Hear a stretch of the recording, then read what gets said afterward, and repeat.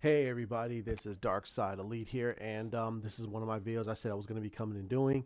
I'm going to talk a lot about Smallville and why I think that everyone does not understand what was Clark's true role and his destiny in Smallville. And I'm going to provide some proof. Now, this is something they were building up the story to be, but then they shifted it more into be him to put on the suit because that's what all of us, that's what a lot of people wanted. Me personally, I wanted to see what they were gonna do. Now, at the time when the show came out, I wanted to see Tom Welling in the suit. He was strapping. He was young. He had the chiseled features. He looked like Superman. And he would have been a really good Superman for our generation. But I think that his career, he really didn't want to do it, and he felt that it was a pivoting point for his career to become Superman, or not even be Superman, but be Clark Kent. And so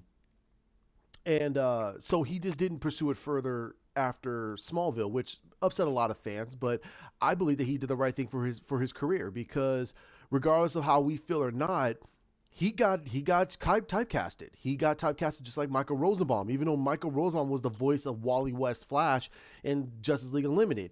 He's been around for a good long time, and he got typecasted as Lex Luthor, and he really did not like being typecast like that way. And a lot of us fans, and even myself, we wanted to see this relationship grow into a movie, But those are years ago. And then, of course, I mean, myself, I evolved over time, and the show it is a good show, but at the time it was written very, very bad, especially with the understanding of characters and this understanding of arcs, and how.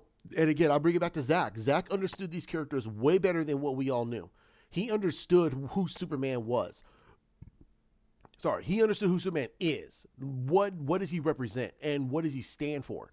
And but nobody wanted those arcs. They just wanted Superman on the screen doing Superman things, and that's it. They have no true concept of what they wanted except bitch and complain about it. Now this is gonna be a video where it's gonna be explicit language, and I want a lot of you to understand that I get truly frustrated when I watch other YouTubers who sit there and they lambaste and they insult what how hard these people worked on a lot of things and give us a different concept. Now now now like I said, I'm gonna talk about Smallville, but I'm gonna talk a little bit about what the heck is going on. One, I there's a lot of things I don't like what they did in the Flash, but I like Grant Gustin's version of Barry. He's a pretty in the middle character. He's geeky in one side, but he's also very stern and direct on another. And in all honesty, that's not Barry Allen. That really isn't. That's a Barry Allen that's way longer. He's been the Flash a lot longer than how they portrayed Barry in this series. The version of Barry that we're seeing that Grant Gustin is portraying. This is a Barry Allen that died, came back from the Speed Force, saw everything changed, and now he's trying to make himself relevant. And he's not being that geeky Jolly G Willikers guy anymore. He's different. The world around him is completely different, and they did it very well. That's what Jeff Johns did with the first Flash Rebirth. Now, again, these are fans who don't understand that what the TV show did. They took all the '90s Flash story arcs that represented Barry. Not, I'm sorry, wow, not Barry Allen, but Wally West storylines, and put they slapped Barry Allen as the main guy. And it makes no sense because there's certain things in there that makes no sense to Barry. Barry had an infinite level of speed. I'm sorry, a very finite level of speed. There was no concept of the Speed Force. It was Jeff Johns that introduced the Speed Force. And he broadened it out. He exploded it into a whole new dimension of this is what the Speed Force represents. This is what it was doing to Barry when he had the speed. Why didn't Jay Garrick get any faster? Why is Max Mercury the guru of speed? Why is Wally the fastest man, the true fastest man alive? Why is Bart nowhere near as fast as his grandfather or his cousin? Why is he nowhere near as fast as he's supposed to be? And there's a reasoning why, and that's mainly because of how they constructed the Speed Force. Now, what they did in Arrow makes absolutely no sense to the character. Now, it doesn't contradict what I'm saying is because we didn't get the Green Arrow. We didn't get that Oliver Queen. What we got was a version of Oliver that was acting more like Bruce Wayne. And that's not Oliver. Oliver is not Bruce Wayne. You can't give him a Bruce Wayne type of background in a storyline and think that people should be able to swallow it. Now, I understood of it in the first season because he was dead set about what he wanted to do. He put arrows in people's chests, but he should have understood at the very end of it the ramifications of his actions. That because of him coming back from that island and not ascertaining what the heck is going on and just putting arrows in people's chests, it made consequences after consequences after consequences. And it led up to the fact of Tommy's death, and it should have changed his character. Sorry, I'm getting kind of itchy here. Okay, so there's reasonings why I have a little bit of problem, but what they did in with the Smallville bookend, and they talked about that Tom Welling's Clark gave up his powers so he can live a true normal life with his wife, and he has a wife and kids and everything else. That makes absolute sense to Tom Welling's Clark because there's a reasoning why. There's a huge reasoning why, and I want everybody to go back and watch Smallville. What was the first pivoting of his character in this first season? He just found out about he started understanding more about his powers. And also the fact that Jor-El was starting to call to him. And now I love John Schneider and I love Annette O'Toole. She was I'm gonna be honest with you. Annette O'Toole was one of my I loved Annette O'Toole. She was gorgeous when she was younger. She's still gorgeous now. And she was one of my I had a crush on her. I had a massive crush on Annette O'Toole. I was very young at the time, but she was a very beautiful woman, and her and John Schneider made a very good Jonathan and Martha Kent. Now, the biggest problem I had in the first few seasons of Smallville was Jonathan and Martha were always consistently telling Clark, don't listen to that disembodied voice. Don't listen to Jor-El. He's a bad guy. You know nothing about him. He told a great answer that made me go, thank God, because this is his father. This is his father. Yes, it's a disembodied voice. He doesn't know much about it, but he has to know something about who he is and where he comes from. And my biggest complaint is nobody complained about this. Nobody outside of the Smallville community complained about this. I mean, within the community complained about this. I'm the only one that said this makes absolutely no sense. Jonathan and Martha, their characters are supposed to teach Clark how to be a humble, salt of the earth person. They're supposed to teach him the greatness of humanity and why he created his values. They gave him Christian values. Now, Jor-El, he was trying to pivot Clark into, and this is in comics, he was pivoting Clark to use his powers for the betterment of people. But also he was teaching him to educate this planet. Now, he didn't know nothing about the planet Earth. He just sent them away and he went to Earth. He never, it was in iterations, it showed that Jor-El knew about Earth and sent him there because he knew about Earth. So there was a lot more deep railing story about that. Smallville actually took that and ran with it. In the whole fact about that Jor-El and his family, the whole L family knew about Earth, and they knew that they would have powers on that planet. And their whole thing was because Lex found out about that, and that's what made him start going further and further down his darker path, because he became afraid of knowing that this traveler, which was supposed to be Clark, that this traveler was going to rule this planet with an iron fist because there was nothing on the planet that can stop him. That's really what it was. Now let's get back to Jonathan and Martha. Their whole thing throughout the whole seasons was they were always consistently scared that this disembodied voice is going to take their son away. And that wasn't what Jor-El wanted. Jor-El never, ever, ever gave him any hindrance of, you're never going to return back here. He just said that your destiny is greater than what the hell they're going to teach you. And what I started to realize is during the arc when Jarrell started when Jarrell took control of Clark and he flew for the first time, and they had to use the black kryptonite to actually expel Jarrell out and make him Clark again. You realize what he did? He went around the planet, flew insanely around the planet, and gathered as much Kryptonian artifacts as he possibly could. But this was also during the time when I mean not Jarrell, Lionel was doing the same thing with the Project Veritas.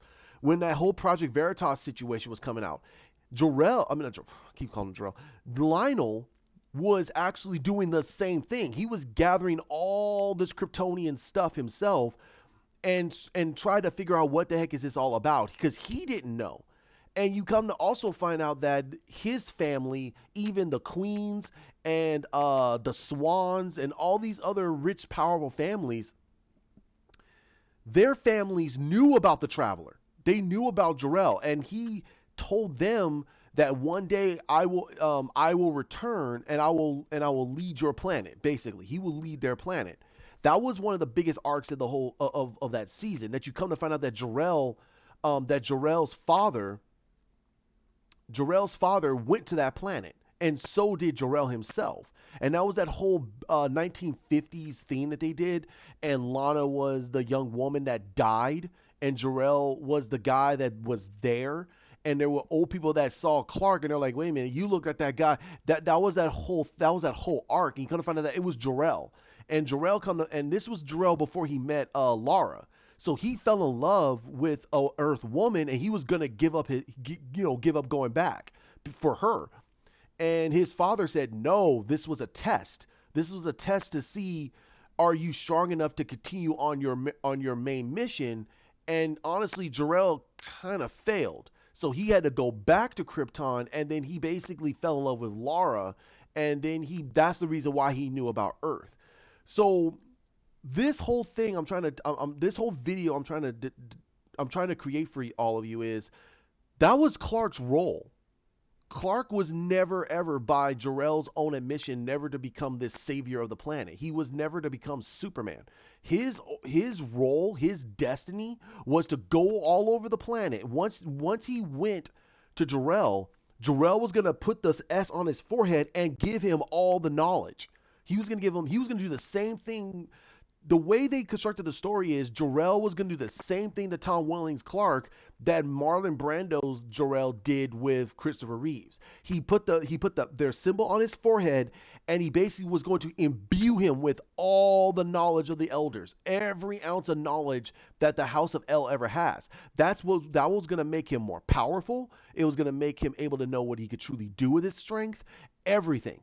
And it also answered a huge question, and and later in the season, about the fact of, could Superman ever have sex? Because that was the thing that Lois was kind of scared of. Like she wants to get intimate with him. She loves him, and it makes sense. Herca Durant is gorgeous, but she was nervous about that. And he even told her, says, "No, my time with Jor-El actually taught me how to basically control things. Like he could control it down to the pinpoint. Like he can literally do his business, and it won't kill her." And she was like, "What?" Like he said, it was kind of a it was a very coy type of smile, but she was like, wow, like he is in that much control. Now, if it was him back in season 2, he would have killed her. He had no level of control of his powers, no level of control of his strengths. But when it came to something like this, he was in massive levels of control. Like he can literally make love to Lois and not kill her.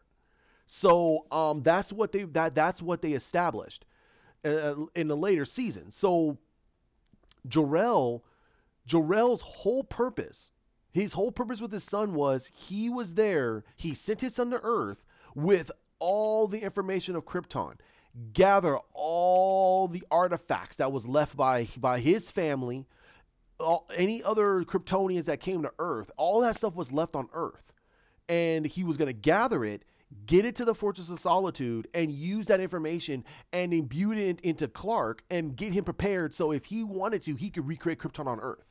That's pretty much what the whole story is. That was Jor-El's purpose for Clark. It was never to become Superman. But later, with all these trials and tribulations he was going through, it actually forced him to become this hero that even Jor-El didn't aspire him to be. He didn't know he was going to make a great hero for this planet, and that's the reason why he gave him the suit. He showed him the suit because he says it's time for you to assume your true destiny. And we're like, what? I went, what? That wasn't his true destiny, but it was basically the new destiny that he created. He was never there to gather all this Kryptonian stuff, and that's what was the situation that changed the AI of Jor-El into becoming a much better AI, because he started to understand and learn and grow and realize that the path that he was sending his son on was not the true path. The path that his son was to forge his own destiny and to become this hero. And that's what happened. So my whole take is that the first 7 seasons of Smallville, all those seasons, all the way up to when Lex found the fortress and collapsed the whole fortress because they were using a pretty much a detonation device and collapsed the whole Fortress of Solitude. The main reason why that happened is because Jor-El he sent his son there to gather all this technology. That's all it was. It was to gather all this Kryptonian technology, get it out of these humans' hands. Because even Jor-El told him that he sees greatness in humans. He does. I see greatness in humans, but you also can't be ignorant over the fact that they can be brutal. They can be destructive. Well, why would we want to give them the most advanced technology in the galaxy and think they're going to do good with it? That's not right. You got to be kind of fair. And he says that that's the reason why our planet was destroyed, because we had no hubris in what we did with our technology, and it eventually destroyed our planet. So and he also stated that and again, the way Jor-El was written, he was pushing Clark. He was pushing Clark in every ounce of direction because he was trying to see, is his son ready? Is his son ready to assume the destiny that Jor-El sent for him to do? Again, like I said, his destiny was never to become Superman. His destiny was to basically be an archaeologist for all of Kryptonian gear, all of Kryptonian technology. He was supposed to gather it all, get into the fortress, and just house it there. Just leave it there. And when he's ready, just start sharing it with the planet. If he believes that he's ready. But he forced himself to become Superman, and his father felt like, wow, okay, well, then you need something that's going to showcase the grandeur of Krypton. And he presented him with what was it, like it was supposed to be like the robes of El, which is supposed to be a diplomatic robes, hence why his suit is the way it is. It's not meant to be an armored suit. It's supposed to be a robes of a dignitary. He's supposed to be the ambassador of Krypton. So I was like, okay, that's how they constructed it, and that's how I felt that they really did his character. So I really want a lot of people to really, really sit down and watch Smallville and understand that Clark's role in all of Smallville from season 1 to season 7, since the destruction of the fortress, and he had to recreate it because of Lex. That whole arc was him gathering Kryptonian artifacts. He was never there to become Superman. Jor-El never issued him to become this great hero. He was trying to get him to become a man and realize that, hey, you could trust the humans all you want, but don't truly trust them because they will betray you. They will betray you on the drop of a hat. And he's being logical about it. He's being very logical. While Clark is sitting there saying, no, you're underestimating them. They have a capacity of great good. But he's also saying, yeah, I understand that. But with everything that he knows of humans, you can't truly trust them. You got to watch them. You can't just give them this level of technology and think they're going to do good with it. So that's why they were always butting heads for a good long time, because he felt that Jor-El was going to underestimate these humans and he was never, ever going to share this technology. But that wasn't what the AI Jor-El was trying to teach him. He was trying to teach him, no, this is all you. you're the last son of Krypton until Kara showed up. But you're the last son of Krypton. This is all yours. And if you give it to humanity and they start destroying their planet over it, whose fault is it? It's not mine, it's yours. I left all of this to you. So that's why I felt that they wrote Jor-El the way they did, because he was being what a last Kryptonian would do. And also his son was being raised by humans. That wasn't he wasn't upset about that. He was more upset over the fact is that these two humans, which is Jonathan and Martha, would not allow him to understand what the bigger story is. Because the longer Clark was not looking for those Kryptonian artifacts, the more Lionel and Lex were finding them. And then it started getting further ahead, and even Clark admitted that I need to go find these things. I need to go find them. They're the last remnants of my people. I have to find them. And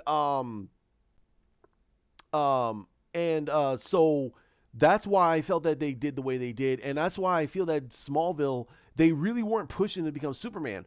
I think the writers were showing us that he was going to grow as the last son of Krypton and be the harbinger of all this Krypton, the last Kryptonian gear, and I'm sorry, last Kryptonian technology, and then because of Zod, and then because of Doomsday, and then because of Darkseid, and then all these other villains, he started growing as more and more as a hero, and then he met Bart Allen, he met Aquaman, he met Green Arrow, he met Cyborg, he met all these heroes.